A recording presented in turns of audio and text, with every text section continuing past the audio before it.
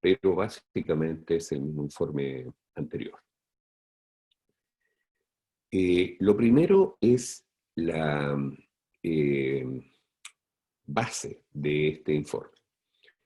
Este informe, que se llama Índice Mensual de Actividad Económica Interna de Senda, está basado en los registros de todas las personas inscritas en los sistemas de previsión del país. Los sistemas de previsión son principalmente el sistema de AFP, el sistema solidario y el antiguo sistema de reparto.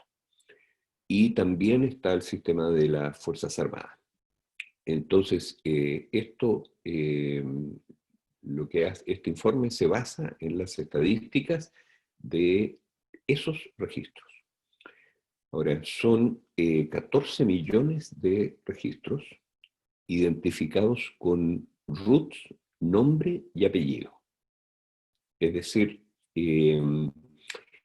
se trata de un virtual censo de la población mayor de 14 años, de 16 años, perdón, que son aproximadamente 14 millones.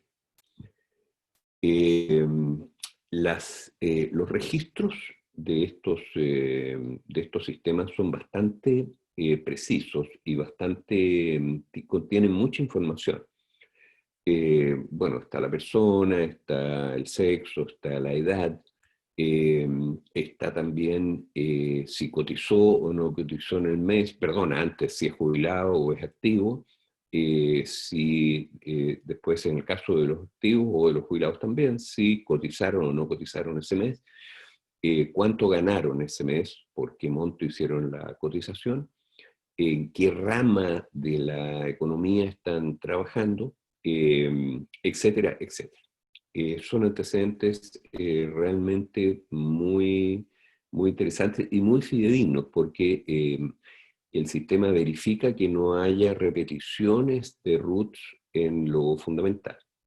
Una persona que fallece sale del registro, una persona que jubila sale del registro de activos, pasa al registro de jubilados, en fin.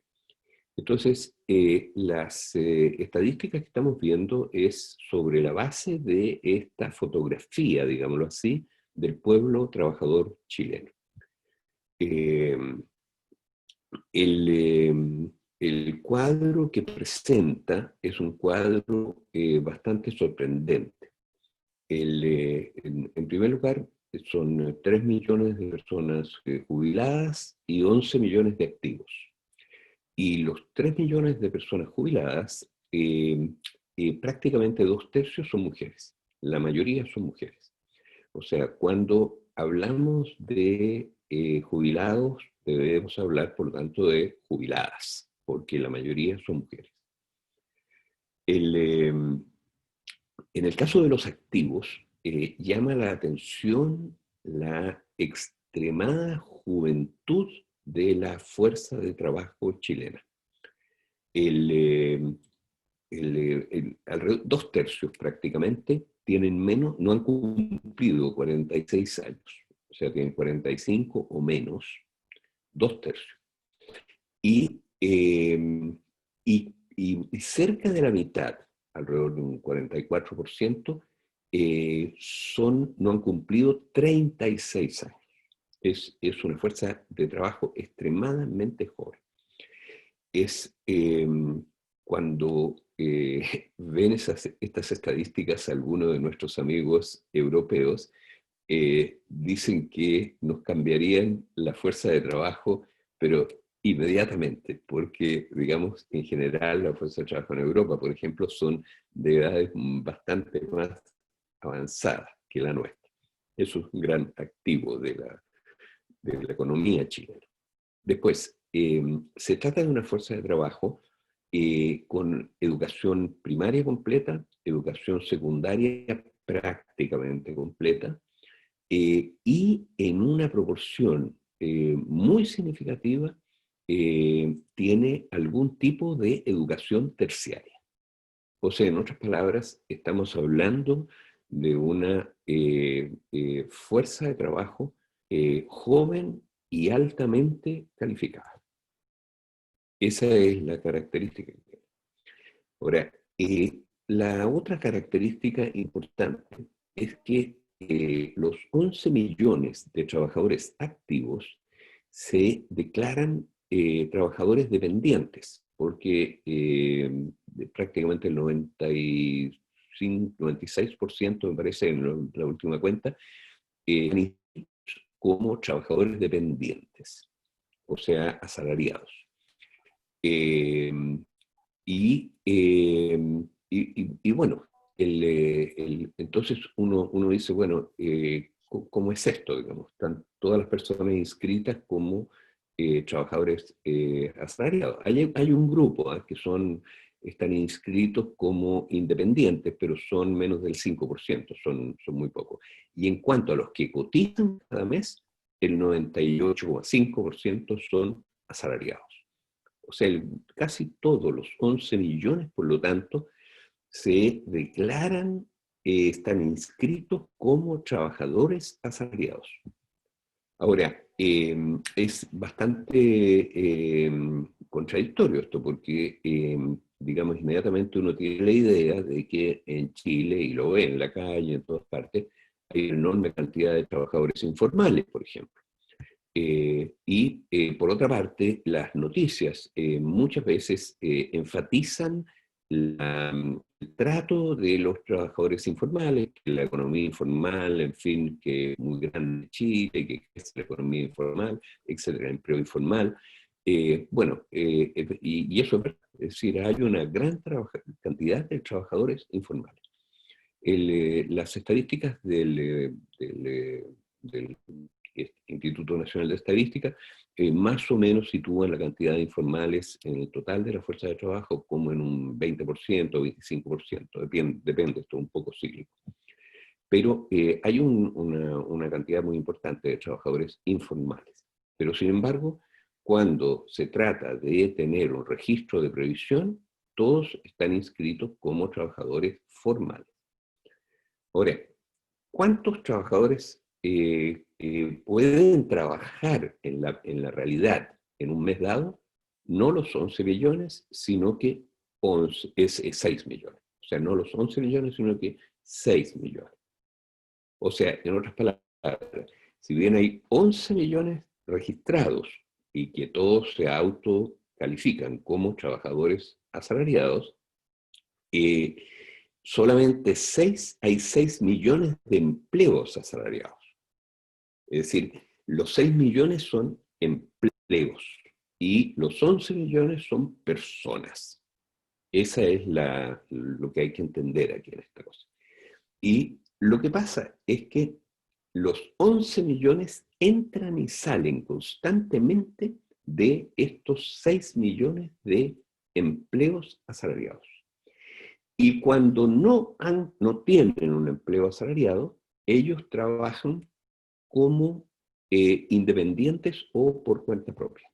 O como, bueno, incluso ahora los honorarios están también obligados a cotizar, quedan registrados por eso, pero trabajan, digamos, informalmente, cuando no consiguen entrar a alguno de estos 6 millones de empleos asalariados.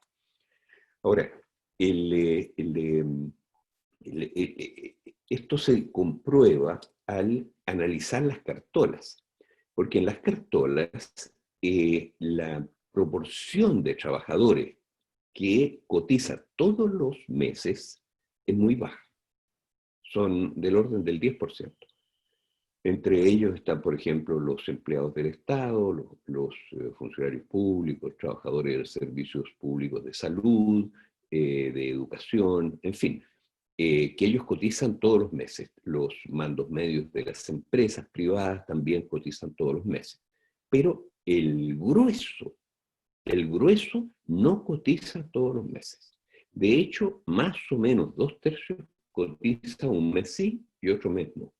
Ahora, Cuando no cotiza, cuando no ocupa, digamos, alguno de estos 6 millones de ocupaciones formales, trabaja por su cuenta.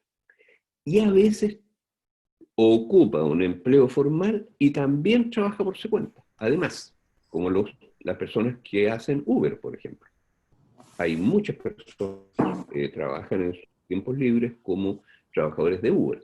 Pero eso no significa que esas personas trabajen solo como Uber, sino que trabajan como Uber cuando no tienen su empleo formal o trabajan además de su empleo formal. Esa es más o menos la característica de la fuerza de trabajo desde este punto de vista. Ahora, esto es importante porque naturalmente el IMASEI hace mucho énfasis en el empleo asalariado, porque el empleo asalariado, el grueso del empleo asalariado es el empleo que, no todo, pero el grueso, digamos, es un empleo que está contratado para producir cosas que se venden, y es decir, para producir cosas que al venderse agregan bienes o servicios que agregan valor al Producto Interno Bruto. Es decir, el grueso del PIB se produce en esos 6 millones de empleos asalariados. Los trabajadores informales, el Banco Central lleva una estadística, lleva una estimación de qué parte del PIB la producen los trabajadores informales, y es una parte del orden similar a la que veíamos antes, digamos, alrededor del 20%, una cosa así, entre el 10 y 20% del PIB. Pero el grueso, estamos hablando del 80 al 90% del PIB, lo generan los empleos asalariados, que son empresas de todo tipo, los que contratan, y están en todos los sectores. Ahora, esto de los sectores es importante porque más o menos la mitad de los trabajadores asalariados, de las ocupaciones, vamos a hablar ahora no de los trabajadores, sino que eh, vamos a hablar, repito, de las ocupaciones y no de los trabajadores, porque ya hemos visto que todos los trabajadores entran y salen de estas ocupaciones, estas 6 millones de ocupaciones. Bueno, más o menos la mitad de las ocupaciones del país son ocupaciones que producen bienes y servicios. Pero hay otra mitad de trabajadores que tienen ocupaciones, pero que están en áreas de la economía que son áreas donde la producción de valor agregado es bastante baja, como por ejemplo en finanzas, digamos, hay alrededor de un 6% o algo así, las cifras precisas están en el informe, digamos, pero las 6% que trabajan en finanzas. Después, en comercio, el comercio es el empleador más grande que hay. Mire, casi un cuarto de la fuerza de los empleos asalariados están en el comercio. Y claro, tanto en finanzas como en el comercio hay un poco de agregación de valor, porque en el caso del comercio, por ejemplo, está, digamos, no sé, hay que poner las cosas en las vitrinas, sacarlos, empaquetarlos, en fin, hay una agregación de valor, pero en lo fundamental es una actividad de compra y venta. Ahora, en finanzas la agregación de valor es muy baja, porque, digamos, no producen nada, sino que básicamente tienen la función, ¿no es cierto?, de manejar el dinero. Ahora, las ocupaciones productivas principales, digamos, en el país son, bueno, la industria manufacturera sigue siendo una ocupación importante, pero ha visto reducida su dimensión, digamos, a menos del 10% de la fuerza de trabajo, de las ocupaciones, menos del 10%. La construcción ocupa casi tanta gente como la manufactura. En otras palabras, bueno, después el transporte ocupa bastante gente, Bueno, ahí están también los servicios que son servicios que se venden. Por ejemplo, la educación y la salud han pasado a ser empleadores privados relativamente importantes. Todos eso están dentro del sector productivo. Ahora, en fin, la minería, fíjese usted, ocupa apenas el 1,5% de las ocupaciones, son ocupaciones directas en la minería. O sea, hay una estructura de la economía chilena en la cual claramente la producción de valor agregado no es el fuerte. En cambio, bueno, la agricultura, digamos, entre la minería, la agricultura, la silvicultura y la pesca, los 4 sectores más ligados a la renta de la tierra, en conjunto ocupan alrededor del 8% de las ocupaciones. Entonces, sin embargo, ahí se produce el grueso de las ganancias empresariales, ahí de la renta empresarial, digamos, se sacan por esa vía, ahí se produce el grueso, el 90% de las exportaciones del país, etc. Ahora, por otra parte, hay una enorme cantidad de ocupaciones en actividades que producen valor y que son servicios, como por ejemplo restaurante, café, bueno, el comercio ya lo mencioné en el otro lado, pero en producción hay mucha pequeña empresa que trabaja produciendo cosas en el área de servicios. Eso se ve en cualquier parte, en cualquier barrio está lleno, ¿no es cierto?, no ahora en la pandemia, pero en general está lleno y surgen todos los días distintas empresas que producen cosas. Y eso es esa es la fuerza que tiene la economía en general. Entonces, esas son características que surgen de este censo mensual de que estamos hablando. Ahora, las mujeres, es muy interesante, ellas son más o menos, son 2/3 de los jubilados, pero son más o menos la mitad de los trabajadores activos. Más o menos la mitad son mujeres. Ahora, sin embargo, en las ocupaciones, las que ocupan mujeres, digamos, son una proporción menor que la de los hombres. Pero, sin embargo, las ocupaciones que ocupan mujeres han ido creciendo a una tasa mucho más rápida que la de los hombres. Entonces, digamos, las ocupaciones de las mujeres hoy día van más o menos en un 75% de las que ocupan los hombres. O sea, si hay, digamos así, 4 ocupaciones de estos 6 millones que están ocupados por hombres, ya hay 3 que están ocupadas por mujeres. Y esta proporción se ha duplicado en los últimos 20 años. La gran virtud que tiene esta información, en la cual se basa IMASEI, es que tenemos series de tiempo que son bastante largas, porque empiezan a mediados de los años 80 y son confiables ya a partir del 95. Entonces, porque ahí ya el sistema de AFP, donde están la mayor parte de los activos, digamos, ya representa prácticamente a toda la población de esas edades.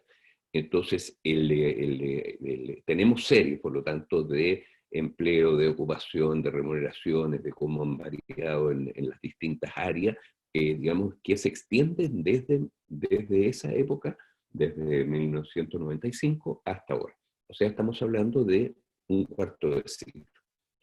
Y por lo tanto, todas estas series que estamos viendo son series que tienen que ver con, que están en el tiempo distribuidas. Entonces,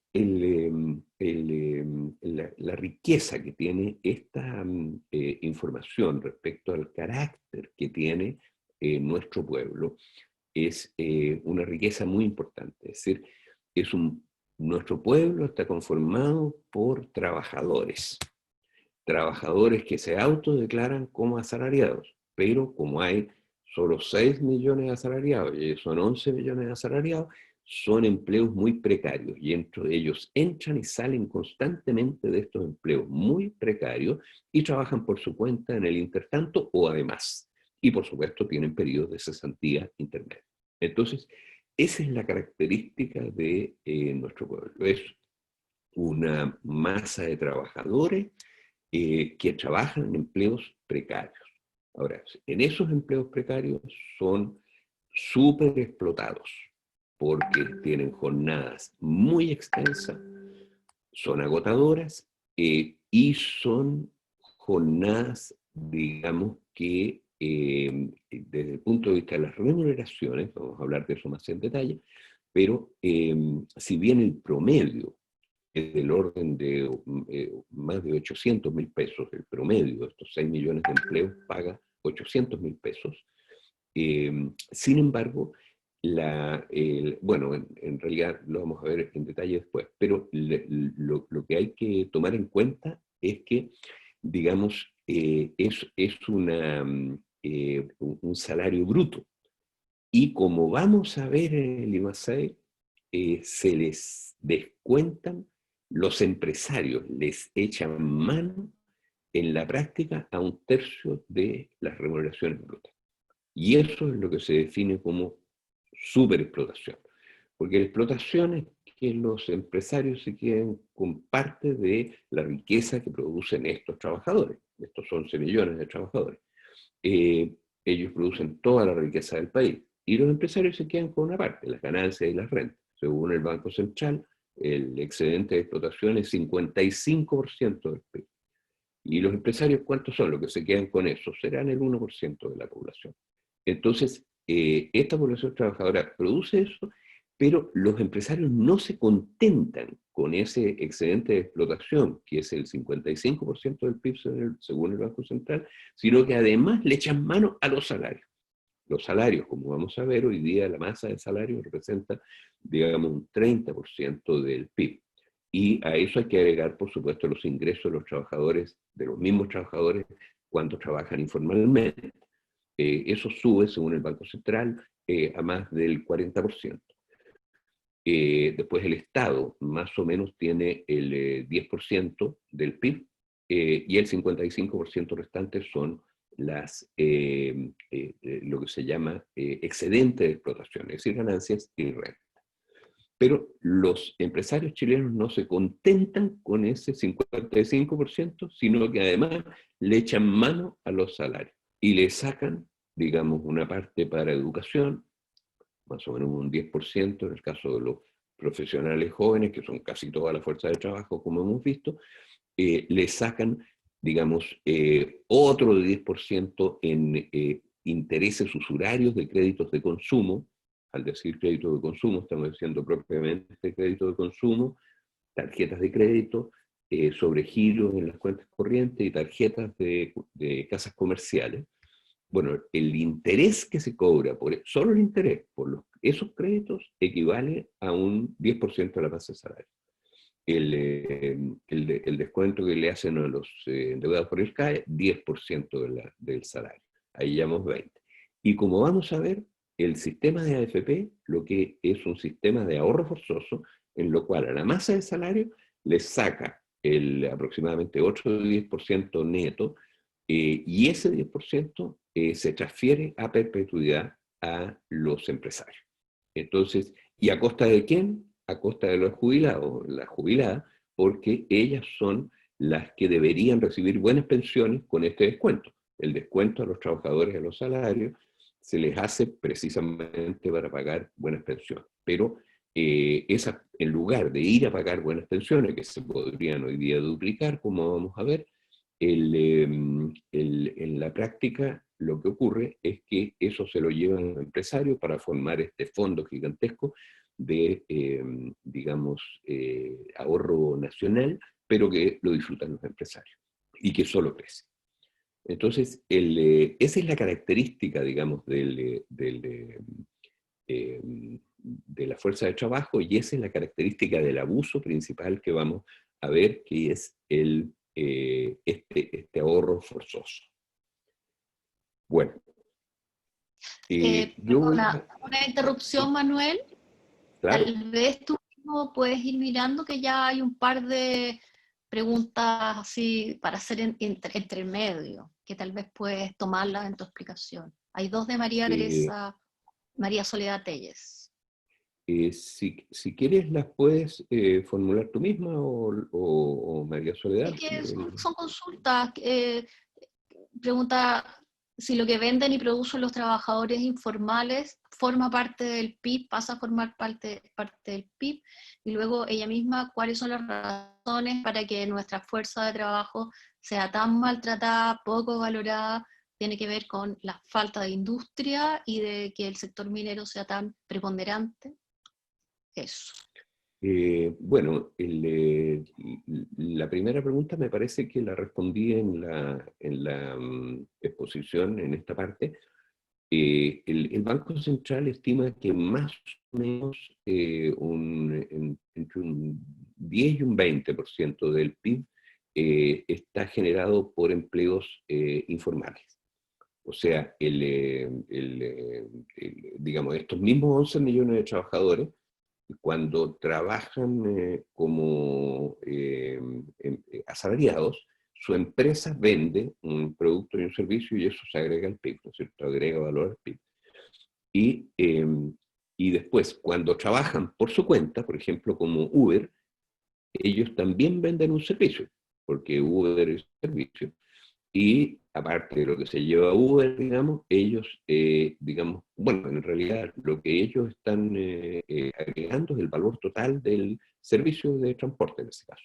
O sea, sí, ellos aportan y más o menos la proporción, esto varía, repito, con el ciclo económico, pero es entre un 10 y un 20% más o menos del PIB se genera en el empleo informal. Ahora, si ustedes se dan cuenta, la caracterización de la fuerza de trabajo no significa que no haya empleo informal. Al contrario, somos todos informales, pero al mismo tiempo somos todos formales. Esa es la idea que hay. Es decir, la fuerza de trabajo chileno es una fuerza de trabajo en que entera es informal y entera es formal. ¿Por qué? Porque entra y sale constantemente de trabajos formales, muy precarios, y en el intertanto trabaja informalmente. Yo creo que esta es la experiencia prácticamente de todos los que están, por ejemplo, mirando participando en esta sesión. O sea, no les digo novedad muy grande. Pero de eso se trata. Eso es esa es la evidencia que esta estadística presenta. Bueno, yo voy a pasar, a continuación, voy a pasar, digamos, un repaso, digamos, de cuáles son las características de lo que está pasando en el país a partir de las elecciones del mes de abril, que fueron publicadas en el 12, o sea, hace un par de días. Vamos a ir viendo, digamos, los distintos ítems y lo primero que me gustaría que viéramos es qué pasa con el empleo. Este cuadro, eh, que está publicado en internet, lo pueden ver ustedes ahí, eh, eh, va viendo la estructura de los Manuel, te cuadros. dejamos de escuchar. ¿Sí? Va, Manuel, sí, pero el no micrófono se lo está tengo conectado. escuchando. Yo sí le escucho, yo escucho. Yo también Y ahí, escucho. Manuel, Yo ahí también. si soy solo yo, los demás Yo también escuchan. escucho. ¿Se escucha Sí. bien? Estamos escuchando. allá. Bueno, veamos esta primera lámina, digámoslo así. Es el empleo. Esto, Gonzalo, ¿tú repito, estás escuchando? Sí, se escucha perfecto.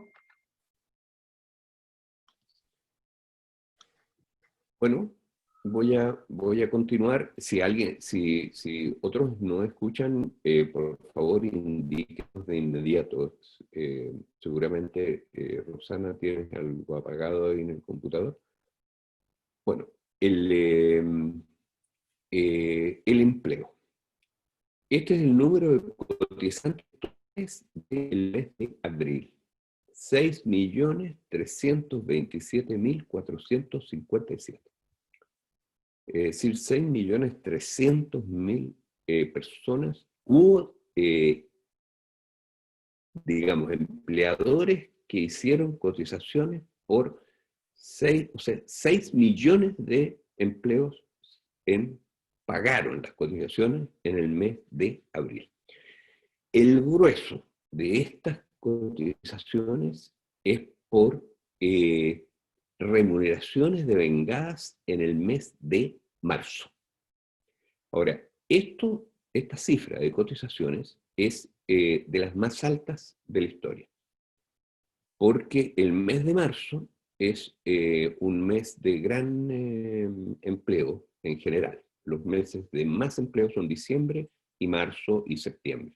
Esos son los 3 de más empleo. Pero el promedio móvil es la siguiente cifra. ¿Ven bien las cifras, no es cierto? ¿Las ven todos bien? Sí. ¿Y se ve el cursor bien?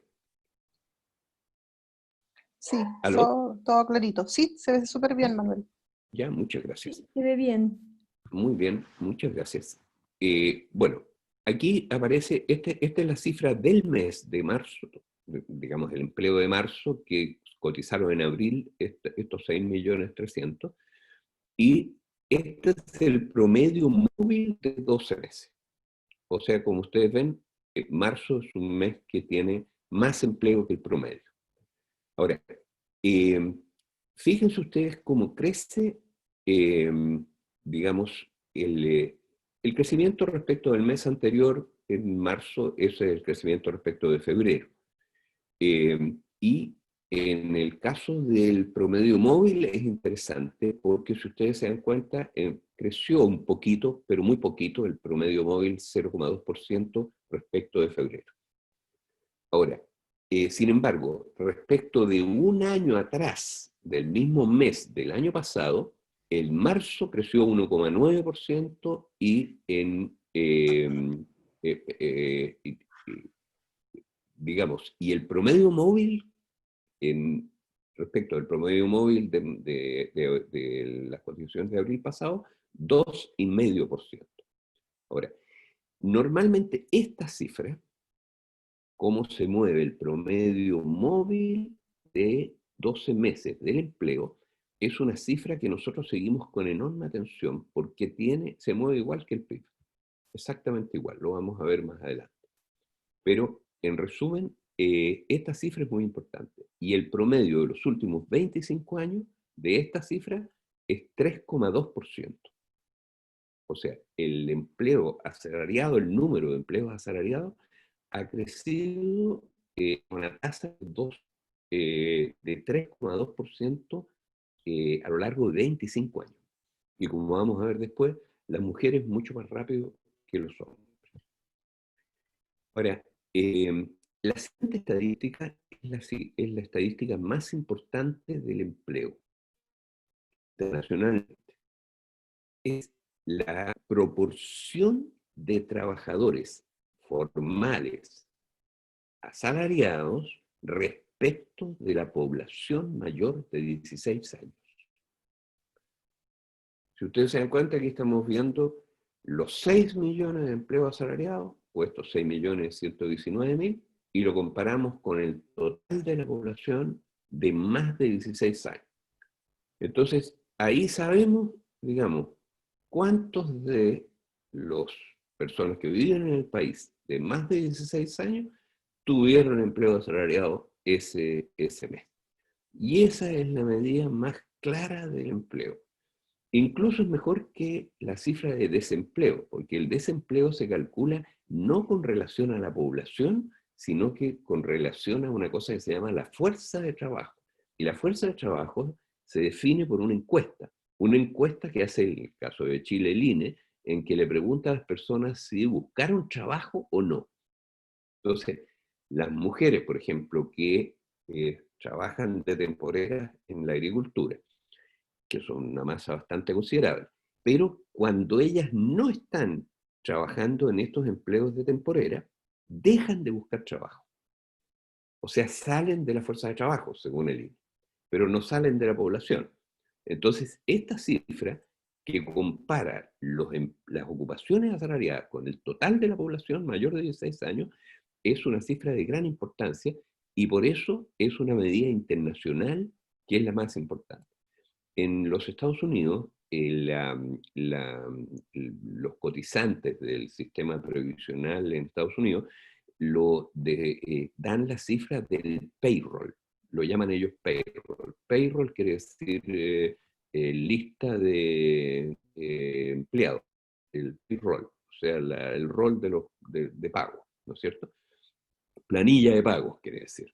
Bueno, y justamente la cifra de la planilla de pago es la cifra económica más esperada en el caso de los Estados Unidos y también en muchas otras economías. Entonces, el payroll es como una liquidación de sueldo. ¿Ah? El payroll es como una liquidación de sueldo. Yo estuve trabajando 5 años allá mientras estudiaba. Y te hacía hora extra. O sea, hacía hora de garzón, garzoneaba a trabajar lo que hiciera. Y ahí entrabas al payroll. Claro, y te pagaban hourly o monthly. Claro. Pero es liquidación de sueldo. Claro, pero la liquidación, o sea, la planilla de remuneración. Sí, en el caso de Estados Unidos son 120 millones, una cosa así. Claro. Y es nuestros cotizantes el equivalente a el payroll. Exacto. Ahora, después vamos a ver un montón de detalles respecto del empleo en las preguntas, pero no quiero tenerme ahora. Por ejemplo, este año entraron a cotizar los independientes. Nuestra colega Yasna, que está entre los participantes, nos llamó la atención y eso ayudó mucho respecto de este punto. Ahora, pero en fin, esta cifra es muy buena porque alisa justamente esto y muestra todos los que cotizaron. Igual han aumentado los cotizantes por meses anteriores, no por el mes anterior, sino que por meses más atrasados, fundamentalmente por los honorarios. Pero esos han aumentado bastante y están incluidos acá, pero en el promedio se alisan. O sea, la cifra del promedio es una cifra bastante buena. Ahora, bueno, volviendo a la proporción esta de los asalariados del payroll con la población mayor de 16 años, llegó a 42,29% en el mes de marzo. Eso es el récord histórico en el caso chileno. Es decir, eso es lo que pasó en marzo. Ahora, ustedes me dirán, ¿y qué pasa con el 18 de octubre? ¿Y qué pasa con la pandemia? Bueno, lo que muestran las cifras de cotizaciones es que hasta marzo el empleo y las ocupaciones se sostenían bastante bien. Y eso en realidad es una buena noticia. Ahora, si ustedes se dan cuenta, este promedio, el 42,29%, es decir, la proporción de trabajadores con relación a la población, prácticamente no creció nada de un mes para otro. Y eso, cuando no crece nada, es signo de recesión. O sea, significa que la población está creciendo más rápido que los empleos asalariados. Si se repite en 3 meses, eso solamente ha ocurrido en periodos de recesión. Ahora, pero hasta marzo, digamos, teníamos la suerte de que eso no había reventado de manera significativa. Ahora, en abril empezaron a funcionar los empleos de emergencia. Por ejemplo, este programa donde hay 600.000 trabajadores suspendidos, que se llama. 600.000 no es poco, es el 10% de esta cifra. Pero ellos siguen pagando cotizaciones, entonces ellos siguen considerados desde este punto de vista como trabajadores ocupados, por ejemplo. Pero en estas cifras todavía no se reflejan porque son, repito, los de marzo. Ahora, después Dejemos hasta ahí el empleo y pasemos a las remuneraciones. La remuneración promedio de marzo fue también la más alta de la historia. 872.520 pesos por persona en marzo. Ese es el promedio. Ahora, el promedio móvil es de 855.550. La remuneración de marzo siempre es más alta, la remuneración de diciembre es la más alta de todo el año y le sigue la de septiembre. Esto varía de mes a mes, pero el promedio, si ustedes se dan cuenta, anda harto cerca. 855, todo esto está en monedas de hoy, o sea, moneda del último mes, en moneda en realidad de abril. Esto lo hacemos al mes que cerramos el IMASEI. Ahora, y fíjense ustedes que creció la remuneración promedio, miremos esta, creció al 2,6% y 2,6% es en 25 años ha crecido anualmente 2,6% esta cifra de remuneración. O sea, creció, digamos, lo que indican estas cifras es que hasta marzo la economía seguía, digamos, con el empleo funcionando más o menos cercano a sus promedios, tanto en masa como en crecimiento, en número y en remuneraciones, parecido a lo que ha sido el promedio de los últimos años. Pero si vemos lo que pasó en relación al mes anterior, aquí ya vemos que prácticamente se estancó el empleo en marzo. Seguramente las cifras de abril y de mayo van a ser desastrosas, estas mismas. Ahora, la masa de remuneraciones, que es digamos, el número de trabajadores, los 6 millones multiplicados por el sueldo promedio, alcanzó a 5 billones de pesos en el mes y en el promedio de 12 meses también. Y si ustedes se dan cuenta, la masa de remuneraciones crece al 5,1% anual. En el histórico crece al 5,8%. O sea, el promedio, la masa de remuneraciones ha crecido al 5,8% anual, interanual. Y la masa de remuneraciones partido por el PIB, es decir, la participación de las remuneraciones de los asalariados en el PIB, llegó al 32%, que es la cifra más alta histórica. Esto también, tenemos la estadística, está en mujeres y hombres, digamos, en ambos, los hombres llegaron al 50% de ocupados y las mujeres al 35,5%, son las más altas de la historia. Y con sus remuneraciones, en ambos casos también la masa de remuneraciones partido por el PIB fue la más alta. Ahora, ustedes se dan cuenta que la masa de remuneraciones crece al 5,8% promedio. Aquí creció entre abril y abril, entre marzo y marzo creció 5,1%, cerca del promedio. Y el PIB crece menos que esto. Entonces, eso significa que la proporción que ocupa la masa de remuneraciones en el PIB va creciendo. Menos mal, porque esta proporción era mucho más alta en el tiempo de la Unidad Popular, antes del golpe, era más del 50%, cercano al 60%, y después del golpe le bajaron a todos los chilenos al sueldo a la mitad, y por lo tanto cayó brutalmente eso.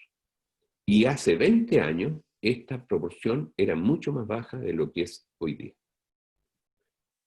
En fin, esos son los datos de empleo y remuneraciones del mes de marzo, medidos por las cotizaciones de abril.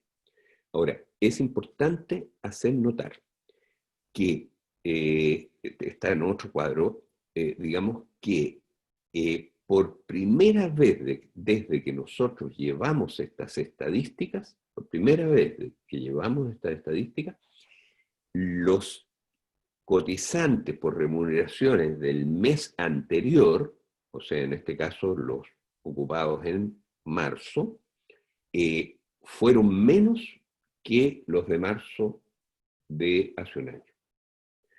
fueron un poquito menos, pero fueron 66.000 menos, como un 1%, en los cotizantes del mes de marzo. O sea, en otras palabras, ya el mes de marzo se notaba, digamos, que este estancamiento, en el caso de los empleos del mes de marzo, es contracción. Ya están empezando en el marzo ya se viene la cosa mala. Después de ver estas cifras de empleo, pasamos a cotizaciones, subsidios y pensiones.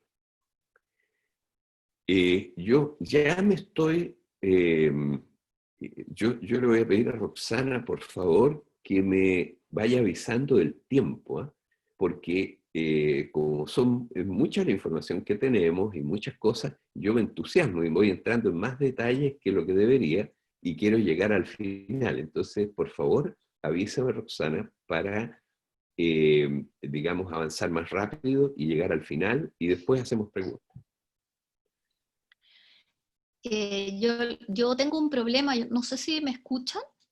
Sí, sí, perfectamente. Yo no escucho nada, o sea, veo lo que está ocurriendo, pero no escucho lo que están hablando. Se me cortó el micrófono en algún momento, no el micrófono, sino que el parlante, entonces no lo he podido arreglar, pero Bueno. puedo leer el chat. Bueno. Y de repente se arreglará. Pero me escuchaste, yo me imagino lo que... no puedes escuchar. No puedes. Entonces, bueno, lo que le quiero decir es que no quiero aburrirlos con esta cuestión. Así que vamos un poco más rápido.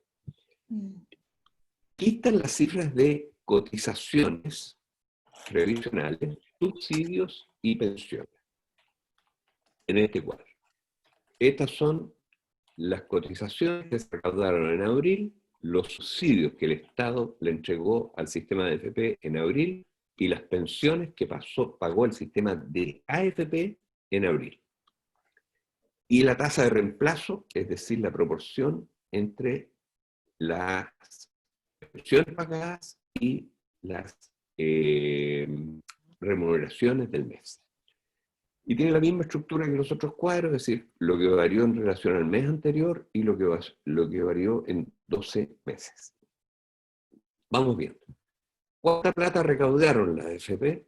Un récord, 705.000 millones de pesos en el mes.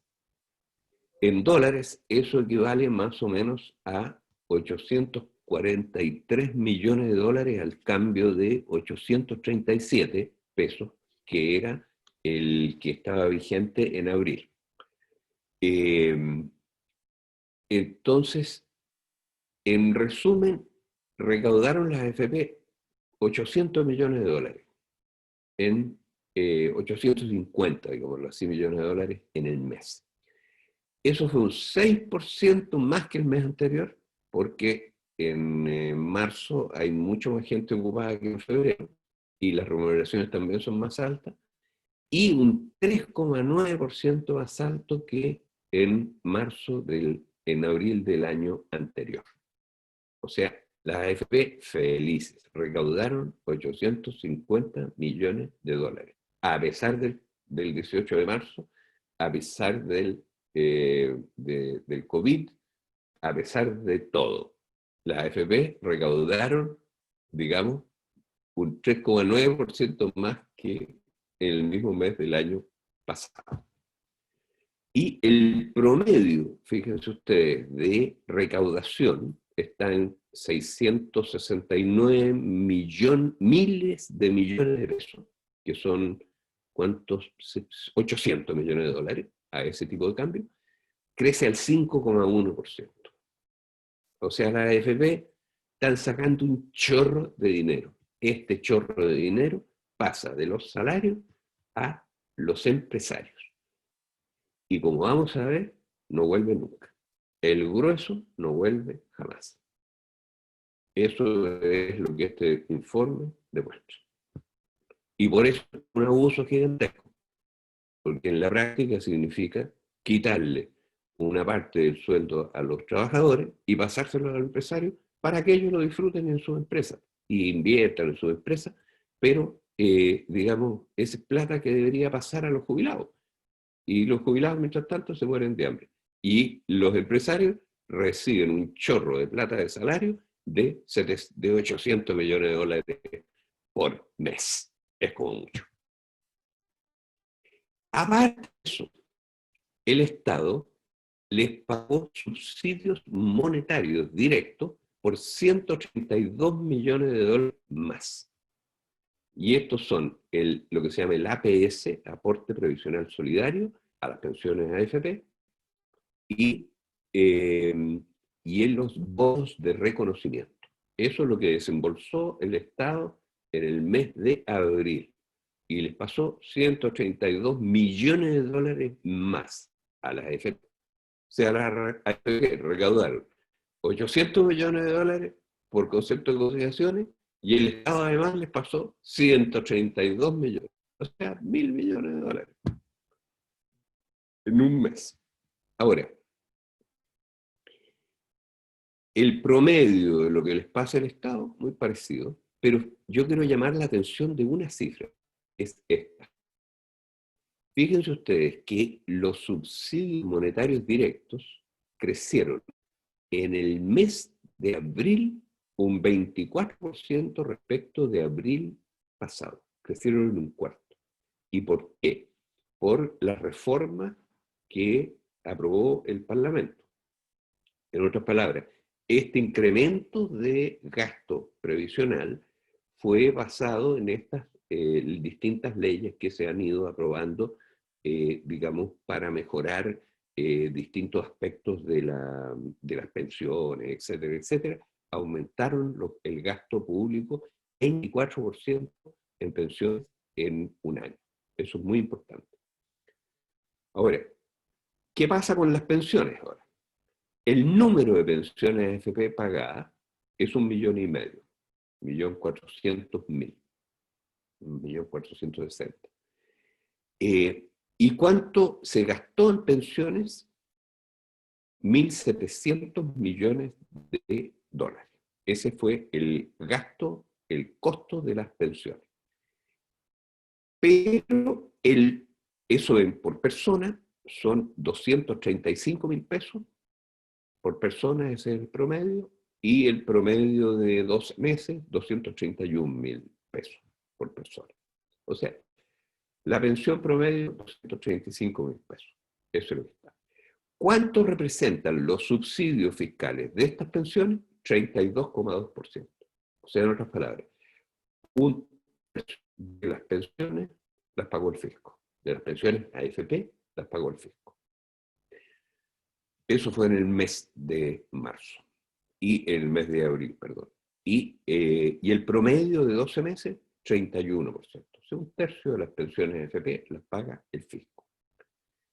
Ahora, ¿cuál es el aporte neto que hacen las AFP? La diferencia. Es decir, el 60 y tanto %. O sea, ¿cuánto aportaron las AFP? 159.000 pesos a cada pensionado de ellos. Y en el promedio del año, 156.000 pesos. O sea, ¿cuánto aportan las AFP? 160 lucas. ¿Cuánto representa el monto de las pensiones respecto de la remuneración promedio que habíamos visto antes, de los 800 y tantos mil pesos? 27% en el promedio de 12 meses. O sea, la tasa de reemplazo en Chile es 27%. Y bajó 0,4% en relación a un año antes. Y esto baja, tenemos el gráfico de 25 años, baja entre medio punto, normalmente baja casi un punto por año. Esta vez las pensiones, si ustedes se dan cuenta, aumentaron en 3,3%. Pero aumentaron ¿por qué? Aumentaron porque subió el aporte fiscal muchísimo. Pero igual crecieron muy poco. Ahora, ¿cuánto autofinancian las AFP? Un 18,8% de tasa de reemplazo. O sea, el aporte, estos 160 lucas que dan las AFP, del ahorro, digamos, significa un 18% de las remuneraciones promedio del mes. O sea, una tasa de reemplazo, y que no cambió en este mes, pero la tasa de reemplazo en general se va achicando, porque las pensiones están fijas en UF, mientras tanto las remuneraciones suben. Entonces, esta tasa de reemplazo baja todos los meses. Ese es el cuadro de cotizaciones y pensiones. Y vamos a ver entonces cuál es el balance. ¿Cuál es el balance que hacen las AFP de lo que pasó en el mes y en los últimos 12 meses? En los últimos 12 meses recaudaron las AFP 8 billones de pesos, o sea, 10.000 millones de dólares. Aproximadamente. ¿Quieres un segundito?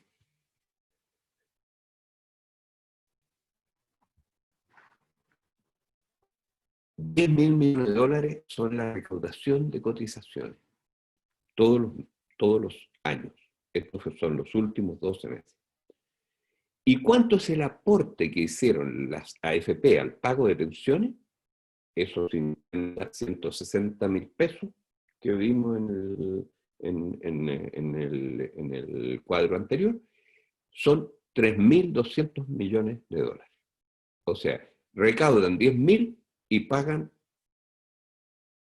3.000. ¿Cuánto es? 34%. O sea, lo que aportan las AFP al pago de pensiones es 1/3 de lo que recauda. Y el 66% de lo que recaudan pasa a ser excedente corriente neto apropiado de hecho por el sistema de AFP para siempre. ¿Y por qué digo que es para siempre? Porque esto pasa todos los meses.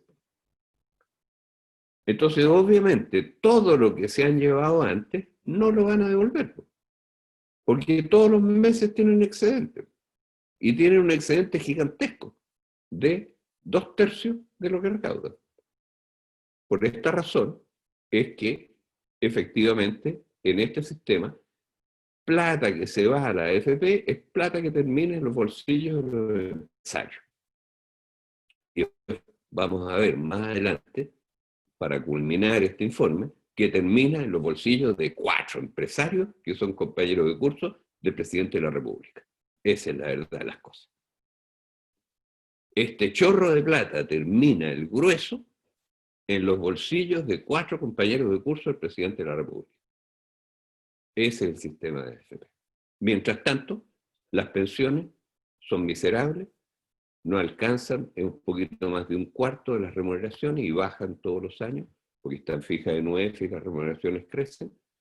Y lo que aportan las AFP es apenas un 18%, porque de ese 27% el fisco paga 1/3. En fin. Manuel, ya que haces una pausa, te aviso que son las 7:30, un poco pasado, 5 minutos pasado. Entonces, o sea, llevamos 1 hora. Para que avances. Termine. Una pregunta ahí, vamos Manuel. ¿Me copia, Manuel? Sí, claro. Cuando dijiste las cifras del mes, mencionaste que los ingresos habían sido 800 millones de dólares, 850, y que los gastos de la AFP, 1.700 millones. Me pareció curiosa esa cifra, porque ahí no se produce el desbalance. Lo mismo iba a decir. No.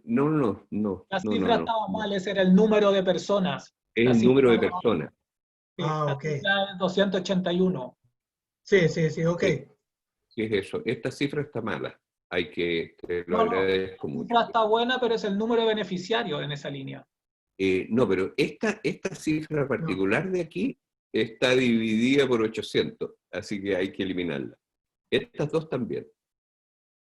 Sí, les agradezco, porque está mala esa cifra. No, el gasto en pensiones es 1.000 en un año. Y en un mes son como 300 millones, más o menos. En el año son 3.300 millones de dólares. Ahora,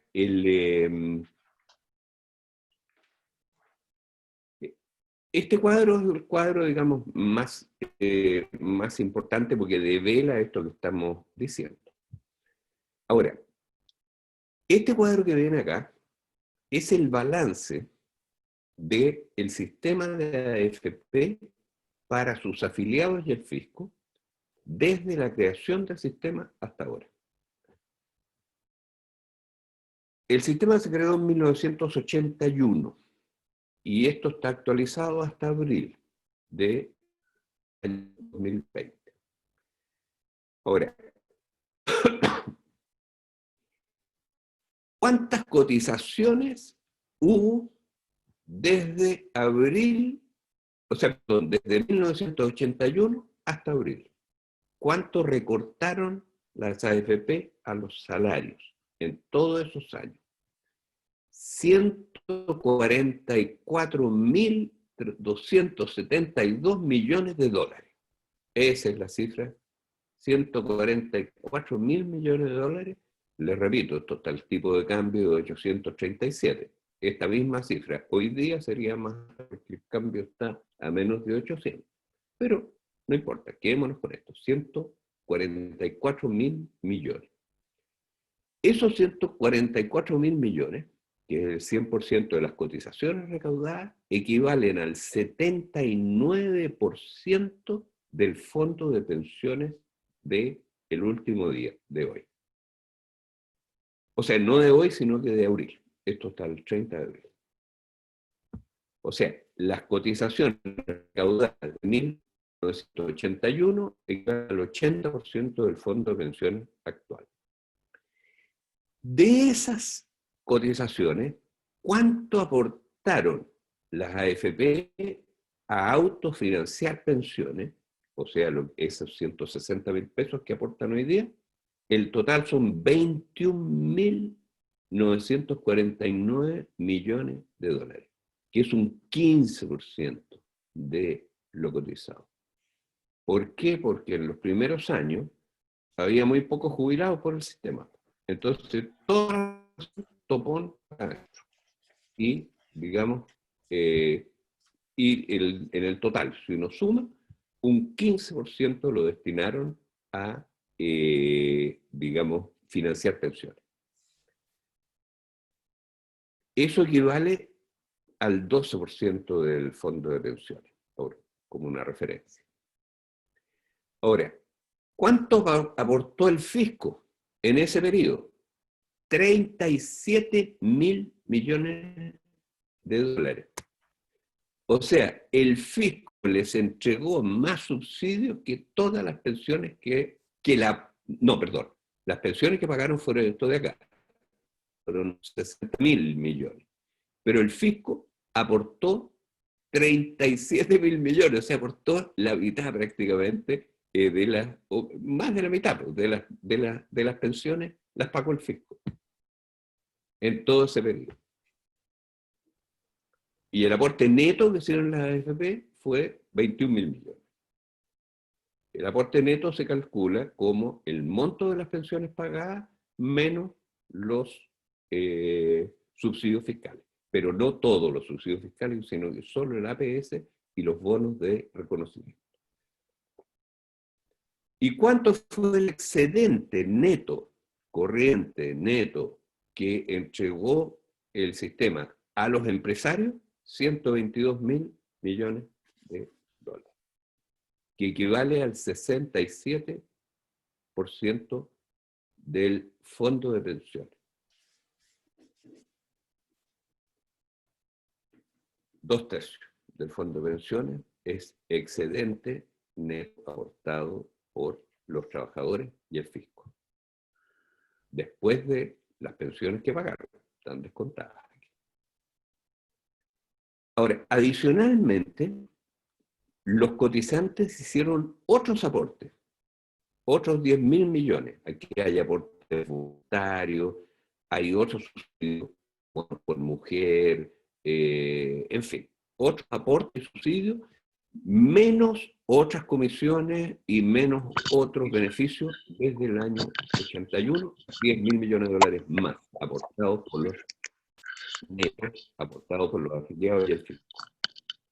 ¿Cuánto fue la ganancia neta del fondo de pensiones? Es decir, la ganancia bruta menos las comisiones y primas, que vamos a ver a continuación, 50.000 millones de dólares. ¿Hubo un aporte de las ganancias netas en estos 40 años? Claro, 50.000 millones. ¿Cuánto aportaron las cotizaciones? Solamente 150.000 millones. ¿Cuánto es el aporte neto de las ganancias? 28%. Las AFP andan diciendo, lo vamos a ver después, que ellos, lo que hay en el fondo, 2/3 es una cosa que ellos consiguieron con las ganancias. Y le dicen eso a todos los afiliados porque le mandan la cartola. Estas son las cifras reales. Ahora, esa es la variación del fondo, este es el fondo inicial y este es el fondo final, que en ese momento, a fines del mes de abril, eran 183.668 millones de dólares del fondo final. Ahora, IMASEI calcula todos los meses la tasa interna de retorno de los aportes netos de los afiliados y el fisco. Es decir, ¿cuál es el negocio que hacen los trabajadores chilenos y el fisco al entregar las cotizaciones y los subsidios a las AFP para que las AFP, digamos, a su vez las inviertan en un fondo de pensiones que da una rentabilidad y ellos sacan a su vez sus comisiones? ¿Y cuánto queda neto después de pagar las pensiones que pagaron las AFP?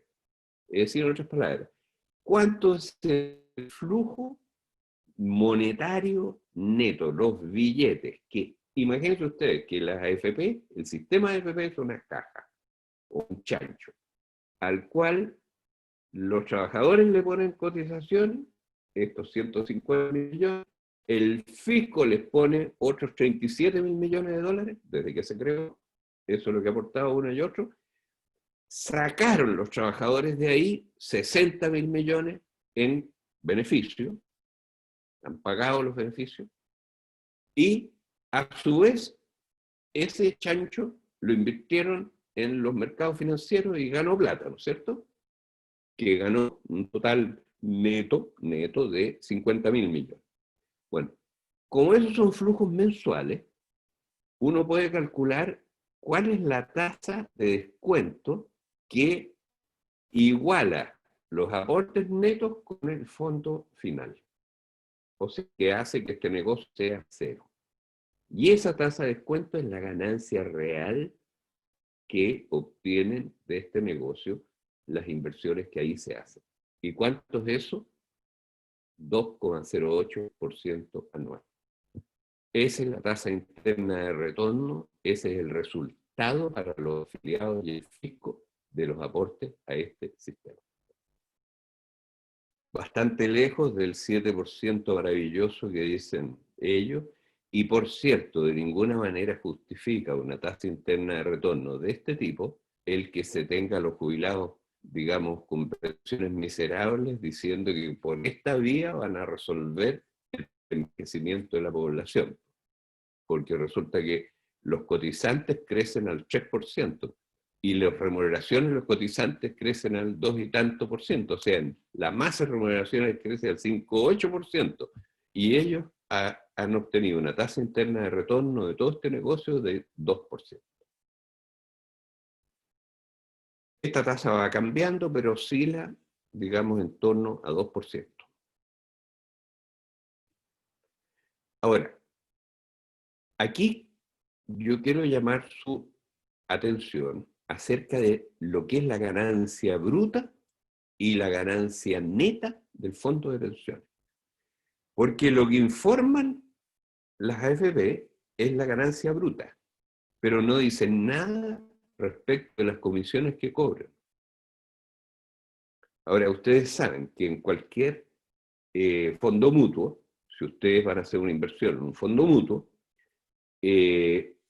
la Superintendencia de Valores y Seguros le exige a los fondos mutuos que digan cuál es la rentabilidad que tienen y cuáles son las comisiones que cobran. De modo que usted pueda saber de la rentabilidad, que siempre es muy alta, la que publicitan los fondos de los fondos mutuos, cuánto es lo que le toca a usted, porque el resto se lo llevan los administradores del fondo mutuo, ¿no es cierto?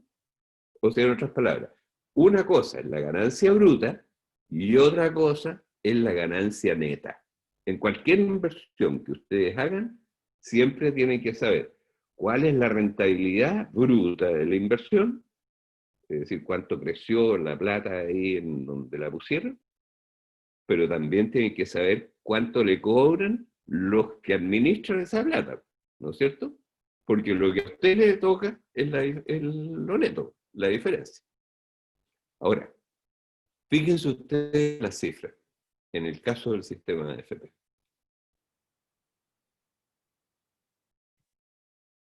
La ganancia, los aportes monetarios netos al sistema, es decir, en otras palabras, los aportes del fisco, más los aportes de las cotizaciones, menos los beneficios recibidos, esa diferencia, eso suma 72% del fondo de pensiones final, 3/4, que incluye el excedente corriente, 67%, y los otros aportes netos, 5,6%. Eso suma, los aportes de los afiliados y el fisco suman 72%. Y la ganancia neta del fondo suma 50.000 millones de dólares, esto suma 132.000 millones de dólares, y la ganancia neta del fondo, 50.000, 28%. Pero esta ganancia neta se divide, se compone de una ganancia bruta de 108.000 millones. Pero resulta que las comisiones y primas que han cobrado las AFP y las compañías de seguro especialmente, son la mitad de eso. 60.000, más de la mitad. O sea, en otras palabras, las ganancias brutas que publicita la AFP, cuando usted le dice, mire, yo tengo el 70% del fondo, lo puse yo por las ganancias que tuve, en realidad no son el 70, es el 59%. Pero resulta que no le dicen nada, que le cobraron comisiones que equivalen a un 32% del fondo. O sea, las comisiones que se han embolsado netas, comisiones netas que se han embolsado el sistema de AFP son 60.000 millones de dólares. Esos son los cobros que han hecho por administrar este negocio.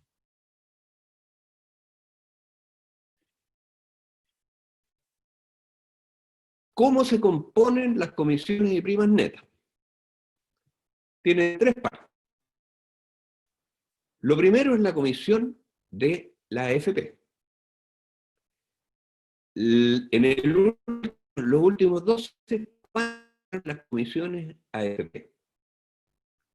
1.000 millones de dólares. Porque resulta que a usted le cobran el 13% del salario, ¿no es cierto? Le descuentan el 13% del salario. Sin embargo, lo que depositan en el fondo de pensiones es un 10 nomás. La diferencia son comisiones que cobran ellos más otra parte que va para las compañías de seguro, que es el seguro de invalidez y sobrevivencia. Bueno, las comisiones de AFP, 1.000 millones de dólares. Y las comisiones fantasmas,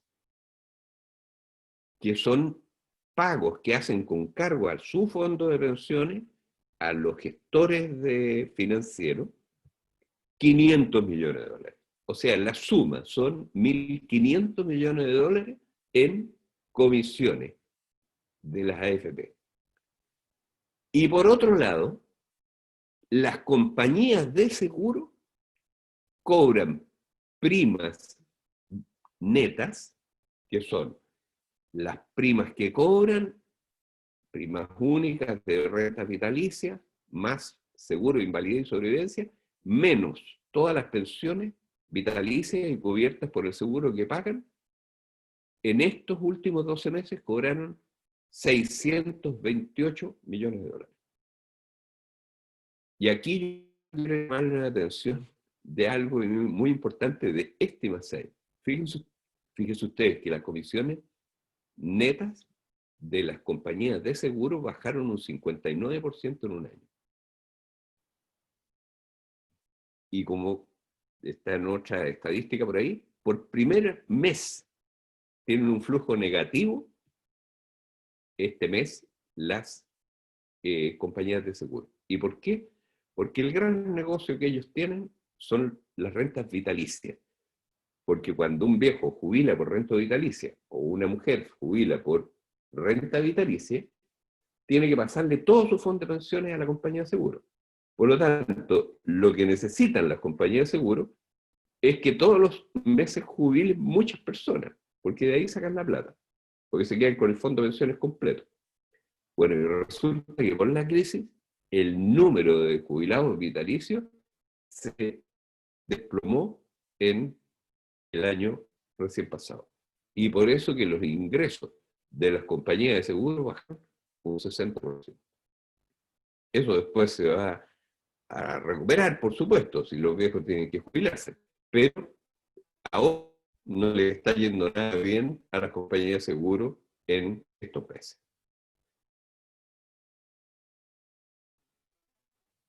Aquí viene el negocio de las compañías de seguro, y me queda este cuadro y uno más y terminamos. Y me imagino que ustedes están agotados con tanto número. Este cuadro muestra lo siguiente. Desde que se creó el sistema, las cotizaciones obligatorias, ya lo vimos, fueron 144 mil millones de dólares. Las comisiones y primas netas, 60 mil millones de dólares. El 40% de las cotizaciones, a eso amontan las comisiones y primas netas cobradas por el sistema. Pero fíjense ustedes cómo eso tiene tres partes. Bueno, perdón. Tiene tres partes, que son las comisiones AFP, las comisiones de... esto es lo mismo, pero desde el inicio del sistema. Las comisiones ¿cuánto se llama? De administración de las AFP, las comisiones fantasma y lo de las compañías de seguro. Pero el cuadro que quiero mostrarles es primas brutas y netas embolsadas por las compañías de seguro. Y quiero llamar su atención sobre esta cifra.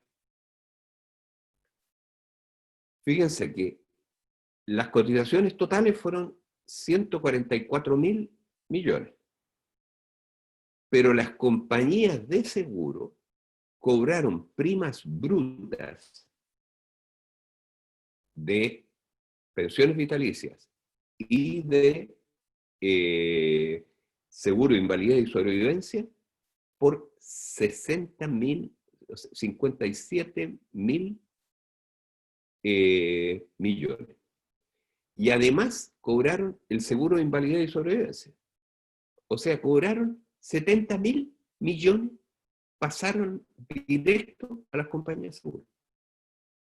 O sea, repito, las cotizaciones de todos estos años, desde 1981 hasta ahora, por 150 mil millones de dólares, de los cuales 71.345 millones, el 49%, pasó directo a los bolsillos de las compañías de seguro.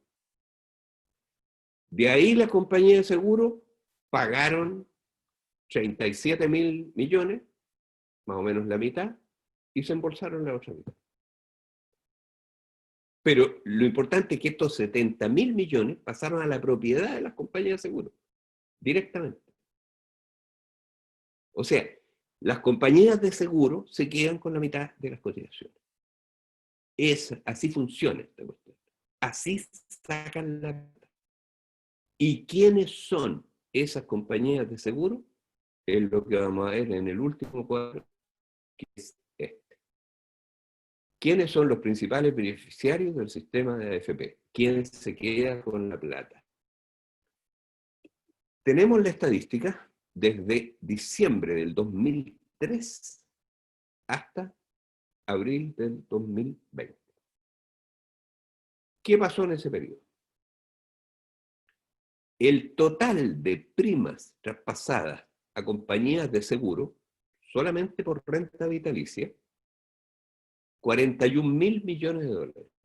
Son en ese periodo y solamente por renta vitalicia. No está aquí considerado el seguro de invalidez y sobrevivencia. Bueno, ¿y quiénes se quedaron con esos 41.000 millones de dólares? Aquí está la lista. Consorcio Nacional de Seguros, 6.000 millones de dólares. Corp Banca, o sea, Álvaro Sayé, que después tuvo que pasarle sus compañías a la Cámara de la Construcción, 5.000 millones de dólares. Vice, el Grupo Mate, que ahora se compró Sura, otra compañía de seguro, 4.700 millones de dólares. Y el quinto, Penta. El Grupo Penta, 4.500 millones de dólares. En total, estos cuatro se quedaron con 20.000, con la mitad exactamente del total de las primas de renta vitalicia. Las mismas compañías se han quedado más o menos con la mitad del seguro de invalidez y sobrevivencia. Son las que tienen más contratado a ese respecto. Hay otras dos compañías importantes, MetLife y Principal, que son extranjeras, que se quedaron con 6.000 millones de dólares MetLife y 4.000 millones de dólares Principal. En total, entre estas 6, se quedan con el 85%, el 75% del total, porque todo el resto de las compañías de seguro se quedan con 10.000. Es decir, más o menos lo mismo que se queda el consorcio. Son en total como 35 compañías las que están en esto, pero estas 6 son las que se quedan con el 75%. Y hay otra compañía que está dentro de este resto y que quiero llamar su atención, porque se llama la Chilena Consolidada. Se ha quedado con 2.000 millones de dólares. Bueno, esta compañía ahora está acusada de coimear a los dirigentes sindicales de Codelco. Bueno, esa compañía, una compañía delincuencial, 2.000 millones de dólares se ha quedado. Estos son los reales beneficiarios del sistema.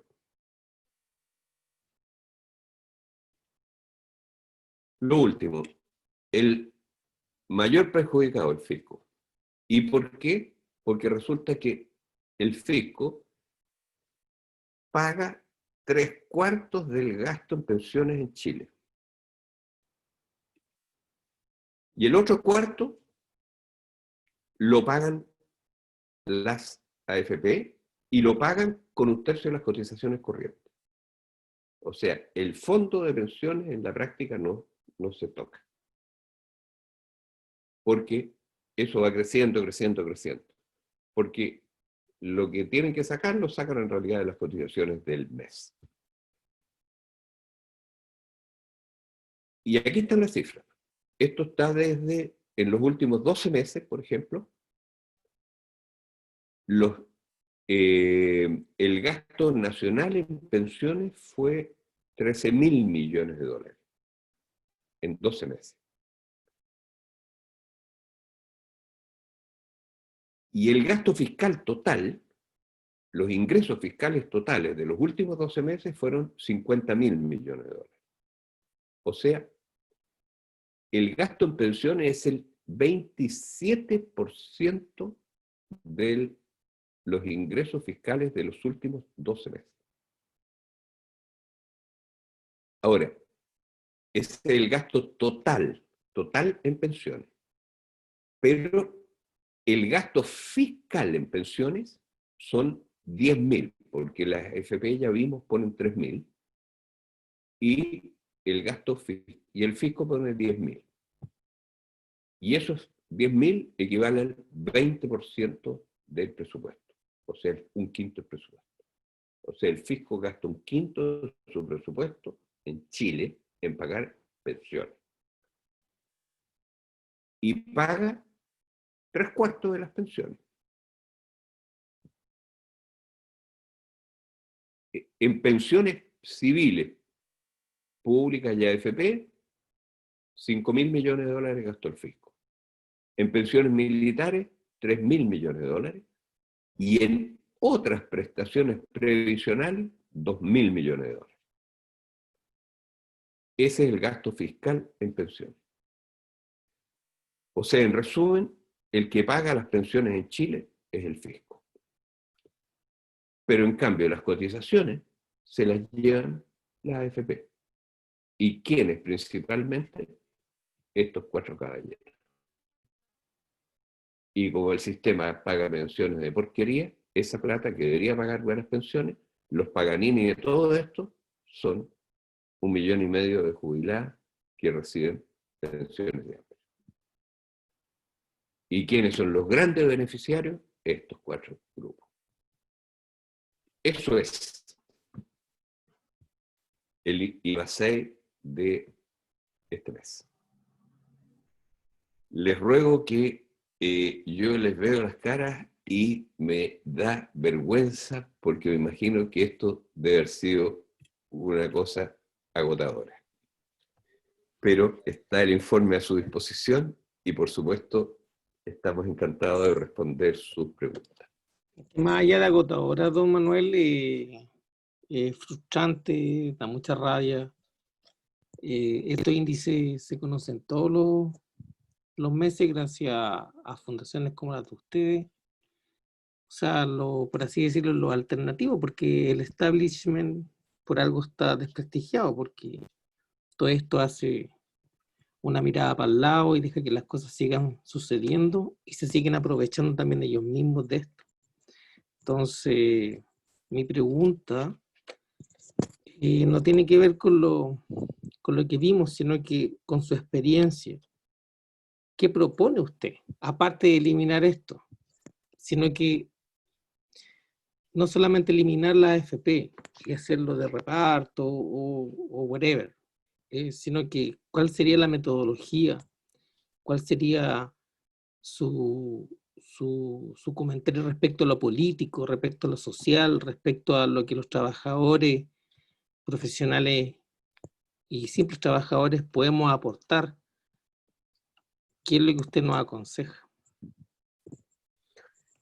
Mire, en este momento hay una cosa muy concreta, y es que hay un proyecto de ley presentado por 5 valientes senadoras y senadores que por primera vez se manifiestan como independientes porque el Grupo Penta, usted se da cuenta que ha comprado a medio parlamento, si estuvieron presos por financiar ilegalmente la política. Con esta plata financian ilegalmente la política.